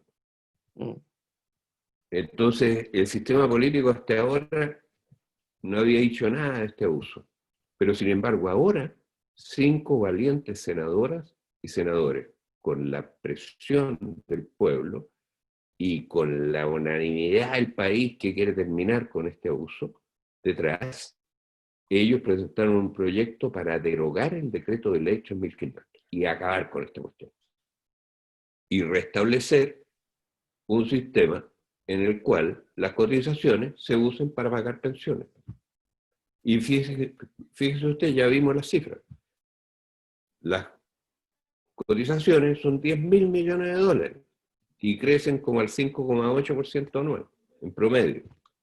Bueno, ¿y cuánto es el gasto en pensiones? Menos de la mitad, 4.500, ahí vimos la cifra. ¿Y cuáles O sea, serían se esos pueden- senadores, don Manuel? Los senadores son senadoras. En primer Mm. lugar, hay dos senadoras, la senadora Yasna Proboste, del Partido Ya. Demócrata Cristiano, Mm. la senadora por Aysén. Roxana, tal vez me puedes ayudar porque yo tengo la cabeza mala. Jimena Órdenes, la conozco a ella, una gran persona, senadora, una mujer joven, senadora por Aysén, del PPD, ex PPD en realidad, fue vicepresidenta del PPD, renunció al PPD, pero ella es la segunda firmante de esto. Después firma el senador de Urresti, firma el senador Latorre, que ha jugado un papel en todo esto extremadamente importante, y firma y jugó un papel para armar todo esto y para armar el proyecto el senador Alejandro Navarro. Quiero decir que el asesor del senador Navarro, que preparó el proyecto, hizo un trabajo magnífico. El proyecto es un gran proyecto. La introducción es un verdadero ensayo sobre pensiones, lo deben leer todos los trabajadores, ojalá. Y por supuesto, el proyecto entre sus medidas deroga el decreto de ley 3.500, termina con la AFP, pasa a todos los afiliados al IPS, junta el IPS, la superintendencia de pensiones y todas las cosas desperdigadas que hay relativas con pensiones en una sola institución estatal, y esa institución estatal empieza a pagar pensiones definidas. Y eso significa que se acabó el famoso esquema de el cálculo de pensiones por la capitalización individual y todo eso. Se definen las pensiones en función de las remuneraciones, como ha sido siempre, como en todos los países del mundo. Y plata para esto, mire, después, si alguno de ustedes pregunta, es impresionante el beneficio fiscal que esto tiene. El terminar con la AFP es lo más importante de todo. Porque como el fisco paga todo, piensa aquí en este mismo cuadrito nomás. Piensen ustedes que el fisco, ¿dónde está el gasto que tiene el gasto fiscal? Aquí está. El fisco hoy día está gastando, digamos, 5.000 millones de dólares en pensiones civiles. Y 1.000 de estos, 1.200, son subsidios a las pensiones de AFP. Entonces, el fisco recupera los 10.000 millones de las pensiones de las cotizaciones, esas le entrarían al fisco y no se las llevarían más las AFP, 10.000 millones de dólares por año, 900 millones de dólares o 800 y tantos por mes, lo recupera el fisco. 10.000 millones de dólares por año es un quinto del presupuesto. O sea, el fisco aumenta su presupuesto en un quinto, por las puras cotizaciones. Ahora, el gasto fiscal en los militares seguiría igual, pero de aquí se ahorra al tiro 1.200 millones, porque de estos 5.000 millones hay 1.200 que son el APS y los bonos de reconocimiento, ustedes recuerdan la cifra. Pero todo esto que está acá en otros beneficios previsionales, que son 2.000 millones de dólares más, también se los ahorra el fisco. Porque ¿qué es lo que es esto? Son los planes de retiro. Porque resulta que una profesora, una maestra, gana hoy día 1 millón de pesos. Si se retira por el sistema antiguo, sigue ganando 1 millón de pesos. Pero si se retira por AFP, gana 200 y tantos mil pesos. Entonces no se retira, ¿no? Entonces hay que darle un incentivo al retiro. Y el incentivo al retiro son 20 millones de pesos. ¿Y quién lo paga? El fisco. ¿Y dónde aparece? En estos 2.000 millones. Una jueza, por ejemplo. Hoy día gana ¿cuánto una jueza? Como 6 millones de pesos. Ese es el sueldo de una jueza. Es como un general, como un alto funcionario, está bien que tenga un buen sueldo una jueza. Pero si se jubila por AFP, resulta que la pensión le sale 300.000 pesos. O sea, baja de 6 millones a 300.000 pesos. Entonces, para que se retire la jueza, porque si no, no se retiran nunca, hay que darle un incentivo al retiro. ¿Y cuánto es el incentivo de retirar a una jueza? Como 60 millones de pesos. ¿Y de dónde salen esos 60 millones? De aquí, pues, estos 2.040 millones de dólares, de otros beneficios previsionales. Y eso se lo ahorra el fisco enterito. O sea, el fisco recibe 10.000 millones adicionales por las cotizaciones, que hoy día se las llevan la AFP. Perfecto. Recibe 1.200 o 1.300 de por aquí, que son, digamos, los aportes, el subsidio monetario que hace todos los meses a las pensiones de AFP. Y recibe parte importante de estos 2.000 millones de acá.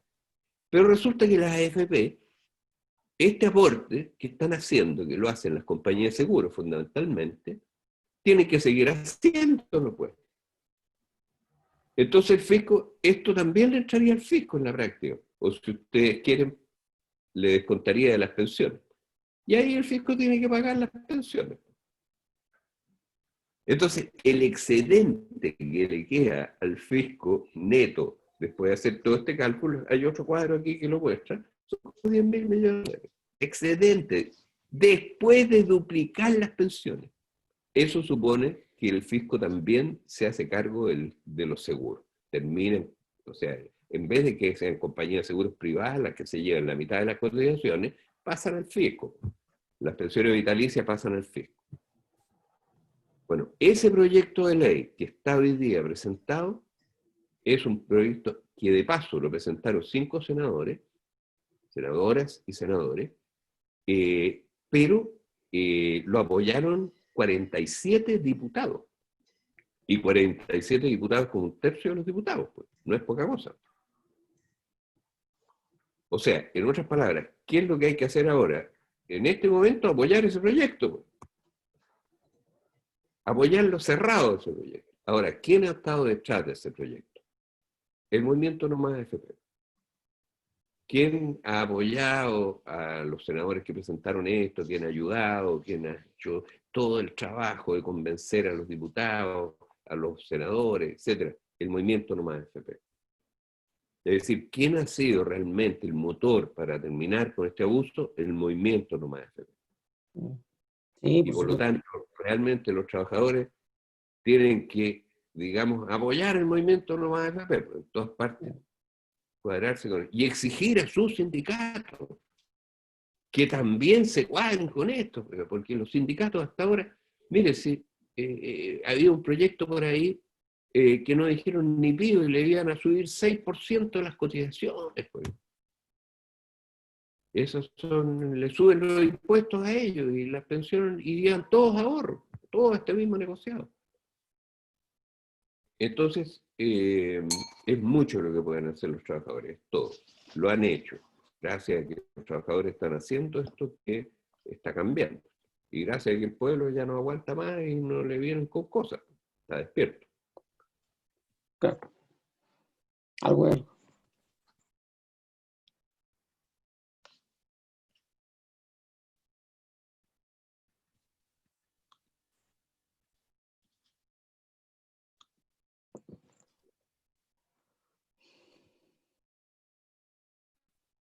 Creo que Carlos Capriles quiere hacer una pregunta.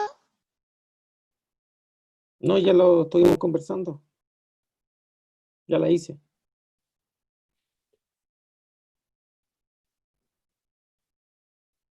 Ella no escucha, parece.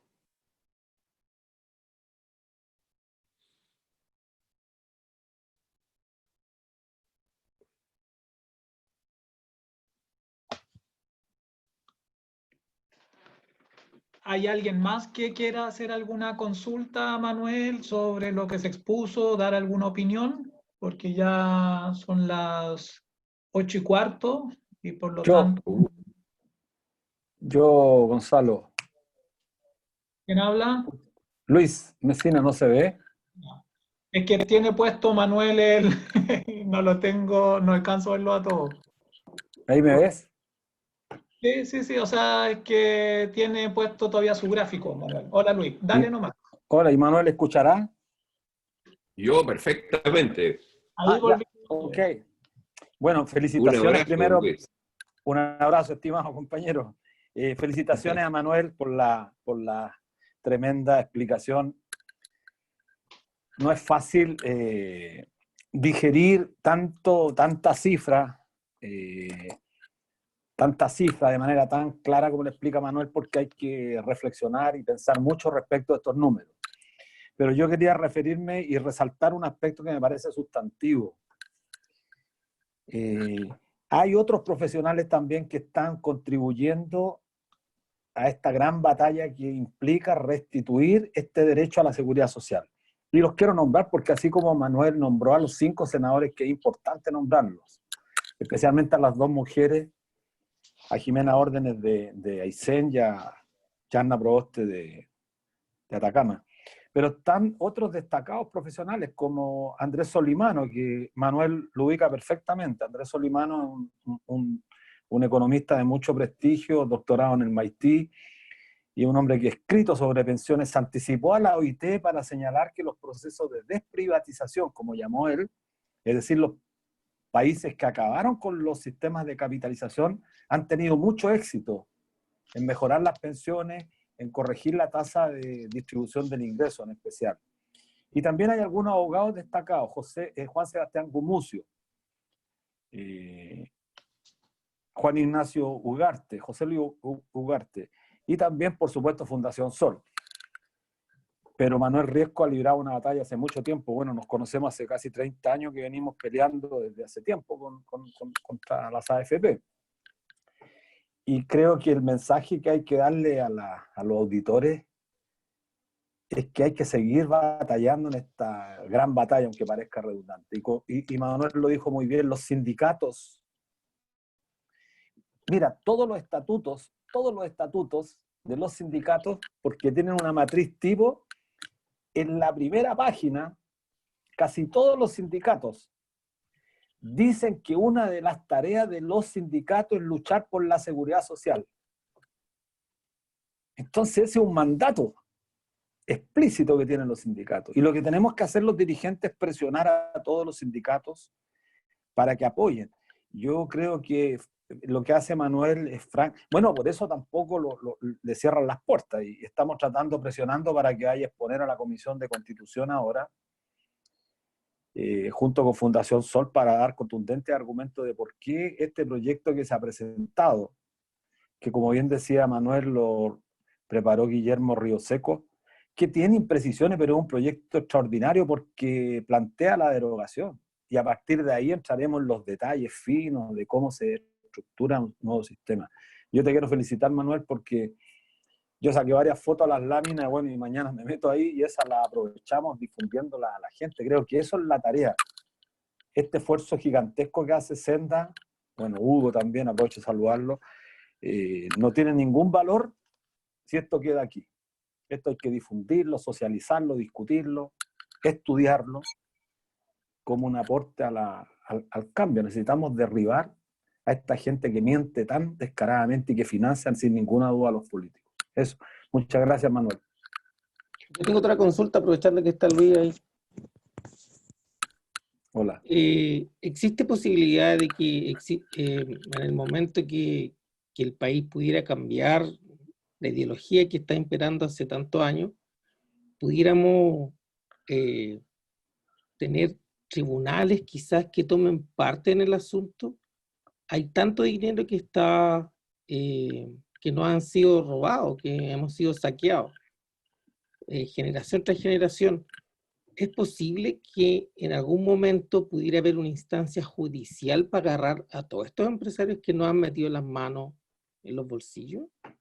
¿Qué cree usted, don Luis, o don Manuel, o don Hugo? Según la experiencia que tienen ustedes, que es vasta. Yo creo que Manuel mejor que... Gracias. Bueno, yo creo que la persona más indicada es Luis, en realidad, que responda. Yo, por mi parte, solamente mencionar una cosa. Contarles lo que nos pasó con la profesora Leocadia Oresiaca. Estábamos trabajando con ella, asesorándola en la propuesta C de la Comisión Bravo, y Senda hizo una proyección de ingresos y gastos del sistema público de pensiones, qué pasaba si se terminaba esto y cómo se cuadraban ingresos y gastos. Bueno, y no queríamos que nos acusaran que queríamos quedarnos con la plata de los trabajadores y todas esas cosas. Entonces, en la primera proyección que hicimos hacia el futuro, no tocamos el fondo de pensiones. Y claro, eso nos obligaba a subir las cotizaciones en algún momento, en el año 20, a fines de los años 20, años 30, en fin. Entonces, la profesora miró esta proyección y literalmente la tiró encima de la mesa de vuelta enojada, así, ¡pah!, tiró de vuelta. Está malo esto, nos dijo. Háganla de nuevo. ¿Y qué hagamos nosotros? ¿Y por qué? Le dijeron al profesor. Está mala, ¿cómo se les ocurre que no van a tocar el fondo de pensiones? Pues si el fondo de pensiones es plata que los trabajadores le prestaron a los empresarios, pues. Si quién tiene el fondo de pensiones, que dentro de la AFP son puros papeles los que tienen. ¿Quién tiene la plata? La plata la tienen, digamos, Penta, Mate, Luxich, esa gente tiene la plata. Entonces, y está registrada en el fondo de pensiones, está registrada a nombre de usted, bueno, hay que retirarlo, hay que pedirlo de vuelta. Pues. Tienen que devolver esa plata, pues. Y no me suben las cotizaciones ni un peso hasta que devuelvan hasta el último peso del fondo de pensión. Y yo creo que la reparación más importante aquí del saqueo que han hecho, esa es la verdad de las cosas, usted tiene razón, compañero, es que devuelvan al fondo de pensiones. Eso es lo más justo que hay aquí. Tienen que devolver hasta el último peso al fondo de pensiones. ¿Y para qué? Para pagar pensiones, pues. Entonces, por eso, si se aprueba este proyecto, piensen ustedes que ya tiene que volver las cotizaciones y el fondo de pensiones. Y eso significa que también tiene un impacto sobre el superávit fiscal muy grande, muy grande. Entonces, y por supuesto, a cada trabajador se le restituye hasta el último peso de lo que es de él. En fin. Luis, por favor. No, bueno, creo que lo más importante es seguir generando mayor adhesión a este movimiento. La coordinadora Norma FP es una coordinadora territorial, transversal, sindical. Se da un fenómeno raro en este confinamiento, nos hemos ido potenciando mucho más a lo largo del país porque estamos pensando más cómo elaborar la estrategia. De hecho, la presentación de la derogación del decreto ley 3500 lo hicimos ya confinado. Tuvimos que ir con permiso, 5 dirigentes solamente, con los 5 senadores. Y han habido muchos foros, está habiendo mucho debate sobre este tema. Tú estuviste en un foro grande con Navarro, yo también he estado con algunos senadores. Creo que es importante comenzar a pensar que tenemos que potenciar la unidad de los trabajadores. Es fundamental fortalecer la organización del mundo del trabajo y yo diría mantener en alto un principio que es fundamental, la autonomía. Están operando, hoy día hay operadores, estos economistas que operan, cooptando dirigentes, transmitiendo discursos absolutamente engañosos, que es posible mejorar el actual sistema. Y los partidos políticos, hay que decirlo.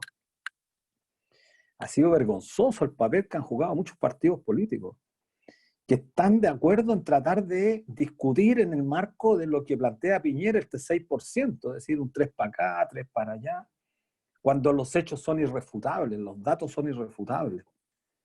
Entonces, para seguir manteniendo una gigantesca masa monetaria al servicio de los grandes grupos económicos de este país.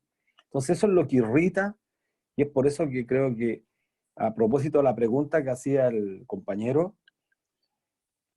ustedes saben que el año pasado nosotros recurrimos de protección en todas las cortes de apelaciones para develar la mentira esta que nos han dicho que somos propietarios de nuestro ahorro y cuando queremos disponer no nos dejan.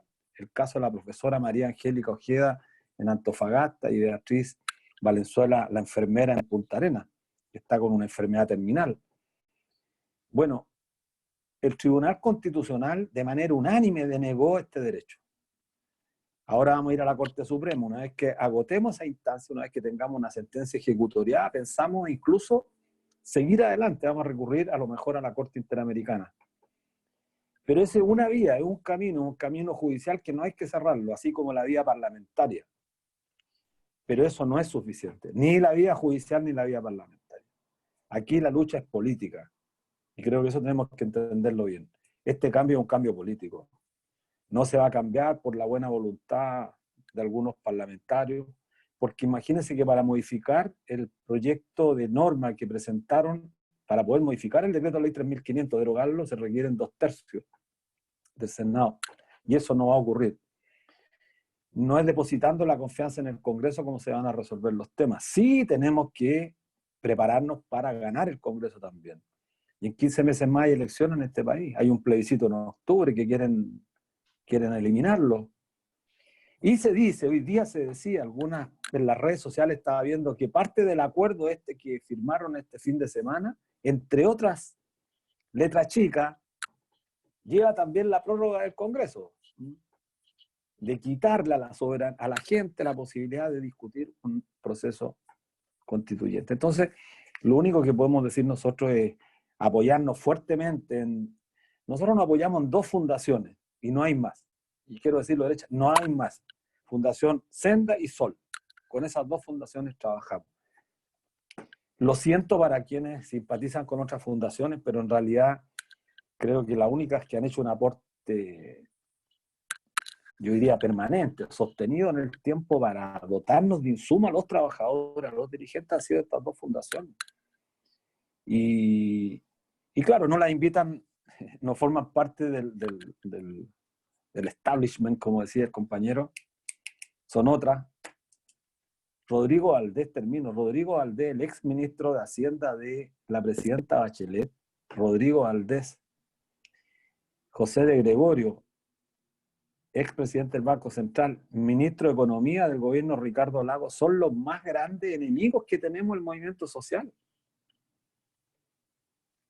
Son los más grandes activistas en defensa del sistema de capitalización. Entonces, esa es una realidad y militan en los partidos de la, comillas, oposición. Entonces, creo que una de las tareas grandes es develar la mentira que hay, las promesas incumplidas. Nosotros en Magallanes, pongo un ejemplo, en Magallanes estamos presionando fuertemente como coordinadora a la senadora Carolina Goich, que ha dicho siempre que sí está con nosotros. Le dijimos, no le creemos. ¿Qué hizo la coordinadora? No le envió más carta a la senadora Carolina Goich. Hizo una carta pública y se la mandó a los militantes de la democracia cristiana de Punta Arenas. Y les dijo, ustedes son los responsables, los militantes de la democracia cristiana. A ustedes les vamos a pasar la cuenta. Y le hicieron pública en todas las radios y salieron a las plazas públicas en Punta Arenas. Entonces ya no es a la senadora, es a la militancia. Eso lo estamos repitiendo ahora en Rengo y lo vamos a empezar a repetir en Rancagua, al Partido Socialista. Decirle, no nos vengan con más cuentos que el senador. Ustedes son los responsables. Ustedes, los militantes que eligen a esta gente. Y creo que esa es una buena opción, que podemos aprender, una buena enseñanza para que cuando hayan elecciones en los próximos periodos, bueno, ahí nos vamos a probar. Eso, no puedo hablar más. Gracias. Gracias, no me hagan hablar mucho. Gracias, Luis, por tu opinión. Gracias. Maravillosa.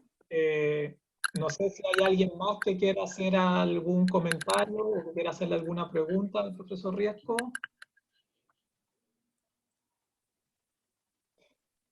Si no hay más, estaríamos terminando.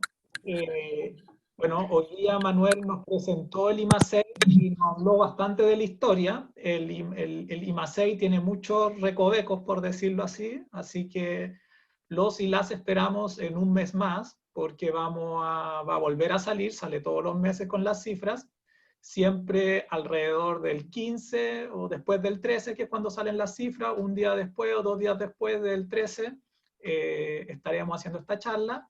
y también dejarlos y dejarlas invitadas porque la primera semana de julio tendremos con el profesor Hugo Facio el informe mensual económico que estamos haciendo como Fundación Senda a cargo del profesor Hugo Facio. Agradeciéndole su asistencia, su paciencia por lo largo que fue esta vez y las ganas de participar. Asimismo a Luis, agradeciendo a Roxana que se quedó sin audio, así que no pudo terminar de conducir. Le agradecemos a todos y toda su participación en el día de hoy. Muchas gracias. Gracias a ti. Chao, gracias. Chao. Y gracias a Muchas todos. gracias. Gracias. Estén muy bien. Chao, gracias a todos. Bien, chao. Chao, gracias.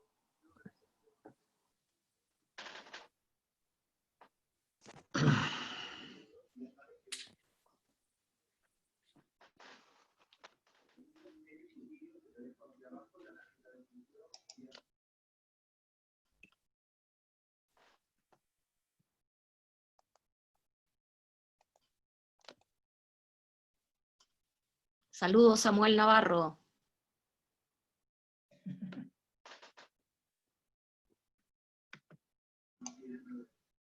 ¿Y estuvo presente? Al final, ahí está todavía. Ah, un abrazo, Samuel.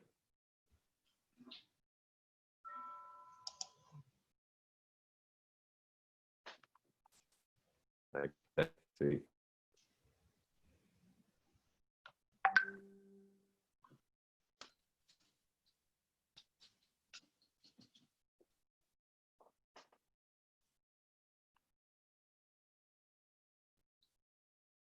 Galo. Que estén muy bien.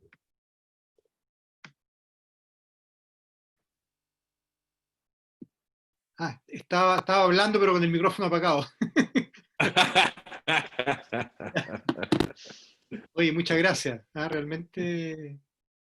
Pucha, el problema es que cada vez que escuchamos esto terminamos enrabiados, así que. Espero que un abrazo. Grande. Gracias, Galo. Estuvo muy buena, Sí, muy muy buena bien. exposición. Chao. Hugo. Pucha, Roxette. Un abrazo muy especial, Samuel, si estás escuchando. Desde la gloriosa Aysén.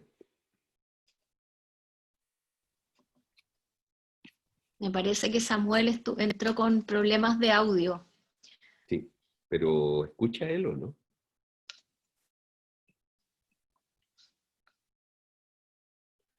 Sí, hola, ¿cómo están? Saludos a todos. Llega la Un colita. abrazo.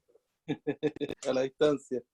Muchos saludos a todos los compañeros por allá. Ah, ahí está. Hola. Sí. Y compañeras, sobre todo. Sí. Sobre todo.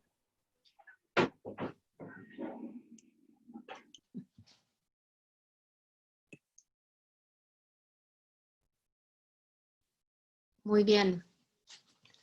Terminamos entonces, Hugo. Un abrazo. Un abrazo. Hugo, un abrazo muy especial. Que estés muy bien. Nos vemos mañana. Nos vemos.